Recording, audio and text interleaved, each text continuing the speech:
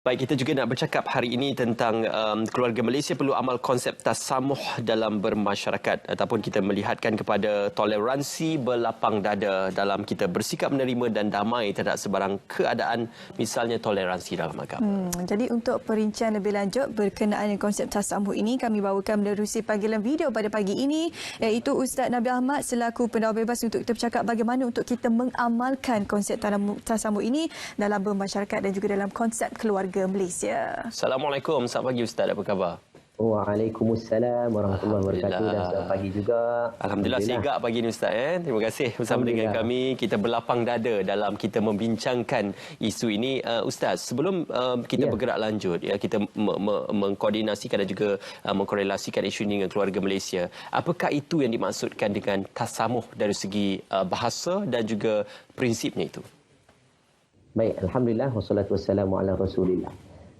Saudara saya Ismail, Syahidah, sahabat, rakan-rakan, para penonton yang dirahmati Allah sekalian, mudah-mudahan Allah berikan keberkatan kepada kita seluruh masyarakat di Malaysia, terutama kita yang memegang panji-panji agama dan sudah pastinya seluruh warga Malaysia, tak kira pelbagai agama, bangsa dan seumpama dengannya, yang kita nak ialah perkara yang menyatu padukan kita. Ya, betul.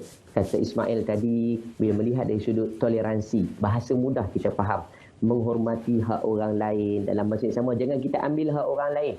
Islam meletakkan satu konsep yang dinamakan tasamuh, yang dikemukakan, yang diusulkan dan diucapkan oleh Yang Amat Berhormat Perdana Menteri. Dan perkara namanya tasamuh ini perkara yang amat-amat ditekankan dalam hubungan kita sama manusia. Walaupun tidak ada secara khusus ayat Al-Quran yang disebut berkenaan dengan tasamuh, tapi ada juga berkenaan dengan ayat-ayat Quran yang Allah ceritakan tentang prinsip-prinsip tasamuh seperti kata Ismail tadi. Tuan-tuan dan sahabat rahimakumullah sekalian, dalam surah Al-Hujurat Allah sebut, ya ayyuhan nasu inna khalaqnakum min zakarin wa unsa waja'alnakum syu'uban wa qabaila lita'arafu. Allah memberikan penekanan bahawa dalam ayat ini, dalam ayat yang menceritakan tentang perihal wahai sekalian manusia, Allah bertegas, sekalian manusia, aku ciptakan kamu daripada kalangan lelaki dan wanita, daripada pelbagai jenis suku, bangsa, kaum, untuk kamu saling kenal mengenali. Inilah hakikat untuk kita mengikat namanya hubungan kemanusiaan, hubungan secara fitrah kita sesama kita, untuk melihat sejauh mana kita nak menonjolkan ciri-ciri yang boleh membawa kepada nilai-nilai keamanan, keharmonian dalam kita lingkungan perpaduan rumah tangga kita, terutama rumah tangga di Malaysia ini sendiri.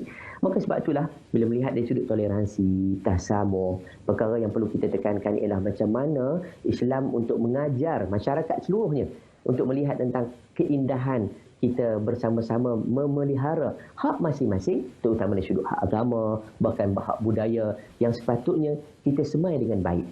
Tuan-tuan, sahabat rahimakumullah sekalian, dalam satu hadis Nabi SAW, ketika mana Ibnu Abbas bertanya kepada Nabi SAW, hadis ini riwayatnya sahih pada riwayat hadis Muslim dan juga Tirmizi. Ibnu Abbas pernah bertanya kepada Nabi SAW, ayul adyani ahabbu ilallah, apakah agama yang paling dicintai oleh Allah? Kata Nabi SAW, ya, al-hanifiyyatus samhah, al-hanifiyyatus samhah, iaitu agama yang lurus lagi ada nilai toleransi. Di sinilah kataan samhah membawa maksud tasamuh, kita saling menghormati hak orang lain. Bukan berarti kita menggadaikan prinsip agama, tidak. Tetapi kita nak menunjukkan ciri-ciri bahawa hak untuk kita mengamalkan tidak menjadi satu halangan. Bahkan di sanalah kita saling semai menyemai antara satu sama lain, terutama dari sudut keagamaan. Sudah pasti setiap agama nak memelihara hak penganutnya, terutama dari sudut ibadat ataupun kita katakan hubungan kita dengan Tuhan, kemudian pula hubungan kita dengan manusia. Sudah pasti semua agama membawa kepada unsur-unsur yang sama. Ini asas dalam agama untuk kita lihat dan kita semai bersama. Dan pastinya untuk peringkat awal saya rasa pengenalannya ialah lebih kita faham bahawa kita menghormati hak orang lain, terutama dari sudut agama, dari sudut budaya ataupun segala amalan-amalan kita di negara yang tercinta ini. Wallahu a'lam. Ustaz, untuk kita mengamalkan sikap tersamu ini, pancarobannya lebih banyak sekarang ini di zaman moden ini, di mana adanya anasir-anasir luar dengan ideologi barat ini yang menyebabkan pertelingkahan sebenarnya punca di mana keluarga Malaysia mungkin ada sedikit perpalahan akibat tidak bersetuju dengan kenyataan ataupun ideologi yang dikeluarkan ini. Jadi bagaimana secara praktikalnya untuk kita mengamalkan sikap tersamu ini sebagai salah satu bentuk keluarga Malaysia? Baik, terima kasih Syahida. Soalan yang baik untuk saya sama-sama kongsi dengan tuan-tuan, sahabat rahimakumullah sekalian. Agama Islam, agama yang diturunkan bukan khususnya kepada kita umat Islam sahaja, tapi untuk sekalian umat. Melihat tentang indahnya agama dan menjadi sebagai satu agama contoh kepada setiap budaya yang lain dan agama yang lain. Tuan-tuan dan sahabat rahimakumullah sekalian, jika kita lihat satu ayat Quran bila Allah sebut, Allah Subhanahu Wa Taala menyatakan bahawa dalam keadaan kita hari ini berdepan dengan semua isu, kata Allah, pesan Allah ya untuk kita dalam surah Al-An'am ayat 108, Allah sebut wala tasubbul ladina yad'una min dunillahi fayasubbullahu aduwan bighairi ilmin. Sadaqallahul azim ila akhir ayat. Allah pesan pada kita Syahida Ismail, sahabat-sahabat, rakan-rakan para penonton dirahmati Allah sekalian, jangan kamu memaki sembahan-sembahan mereka yang mereka sembah selain daripada Allah, kerana mereka sudah pasti satu masa nanti akan memaki Allah dengan melampaui batas tanpa pengetahuan. Inilah perkara yang perlu kita jaga, penghormatan terhadap agama mereka sendiri. Sebab itu dalam Quran pun Allah sebut, Nabi memberikan satu penjelasan kan, lakum dinukum waliyadin. Bagi kamu agama kamu, bagi aku agama aku, kata Nabi SAW dalam ayat Quran tadi. Nak menunjukkan bahawa Allah bagi penekanan kepada kita bahawa jangan diganggu, jangan dikacau, jangan dirobek. Setiap pengamalan agama-agama lain sudah pasti mereka membawa kepada unsur-unsur keharmonian dan perpaduan. Begitu juga dengan kita, agama kita. Sudah pasti kita meletakkan agama sebagai asas. Sudah pasti di sana bila mana letakkan agama dalam hidup, kita tidak akan terlari ataupun kita tidak akan simpang membawa kepada jalan lain. Akhirnya kita tersesat dan boleh membawa kepada unsur-unsur tadi, pertelingkahan, akhirnya permusuhan dan akhirnya pergaduhan. Wal'iyadzubillah min zalik. Maka setidak-tidaknya kita dalam mengamalkan segala bentuk pengamalan agama dan budaya, tolong jangan sampai kita memaki, mencaci, apatah lagi membuat suatu benda yang boleh menimbulkan huru-hara dalam masyarakat.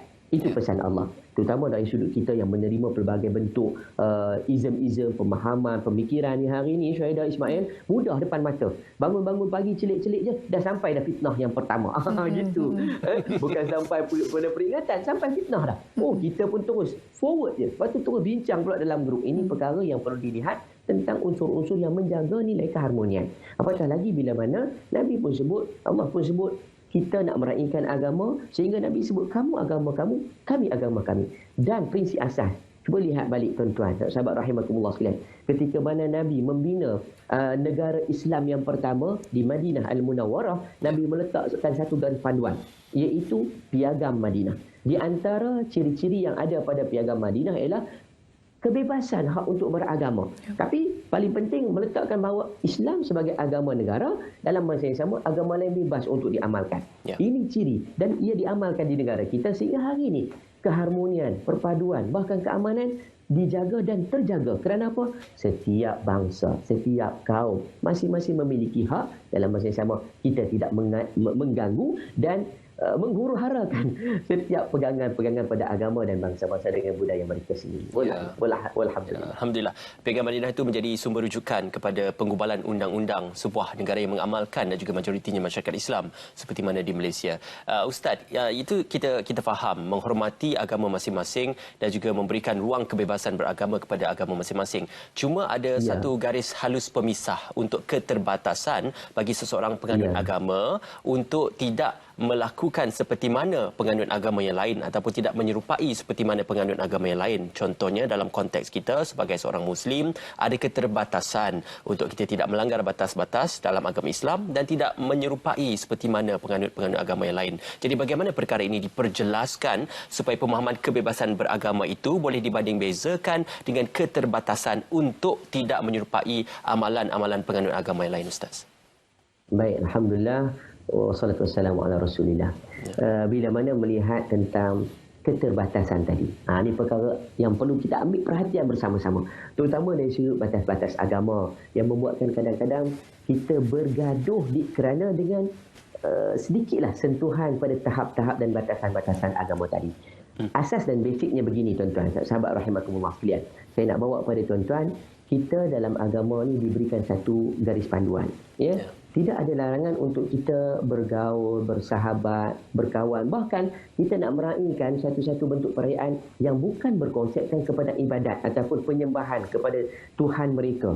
Tak ada batasan. Boleh kita nak pergi, nak ucap, tetapi masih pada ruang lingkup yang dibenarkan pada agama. Kita nak lihat apa perkara yang tidak dibenarkan pada agama ataupun had yang membuatkan kita perlu berhati-hati. Pertama, tuan-tuan sahabat rahimakumullah sekalian, jangan sampai kita berpakaian seperti pakaian mereka yang lain, terutama dalam upacara agama. Itu satu.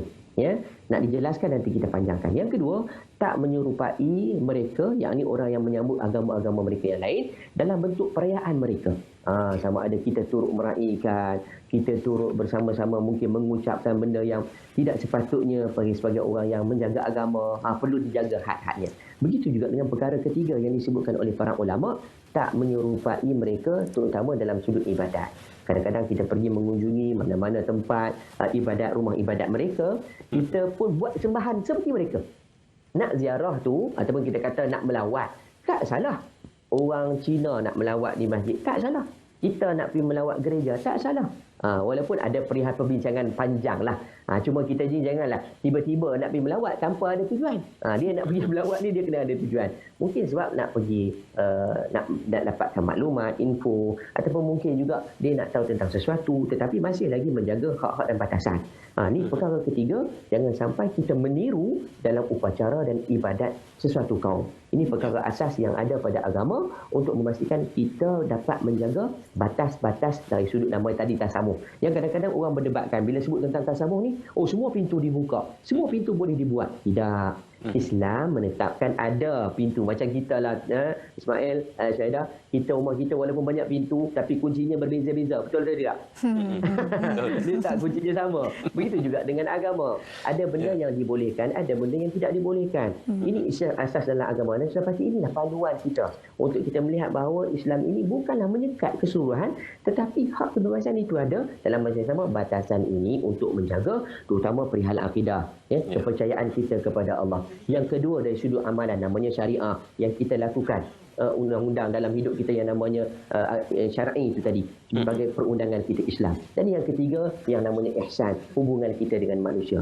Sebab itu kita kena jaga betul-betul di sudut agama, tidaklah sampai memberatkan kita. Dan mungkin saya nak menyebut tentang kata-kata daripada seorang ulama namanya Syekh Salim Al-Halili. Dia sebut ada beberapa karakter yang perlu ada pada diri kita. Bila sebut tentang batasan tadi, ini beberapa karakter yang perlu ada dalam diri kita. Pertama, kerelaan hati kerana kemuliaan dan kedermawanan.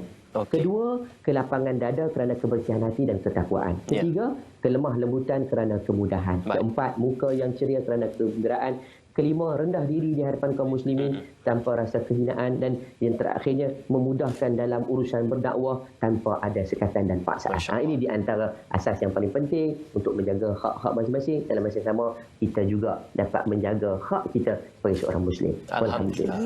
Terima kasih Ustaz kerana memberikan penjelasan dan juga pencerahan berkenaan tentang konsep tasamuh yang disebutkan oleh Yang Berhormat Perdana Menteri ketika dahulu untuk berikan tentang bagaimana konsep itu diterjemahkan dalam keluarga Malaysia. Terima kasih Ustaz kerana bersama kami pada pagi. Sama-sama.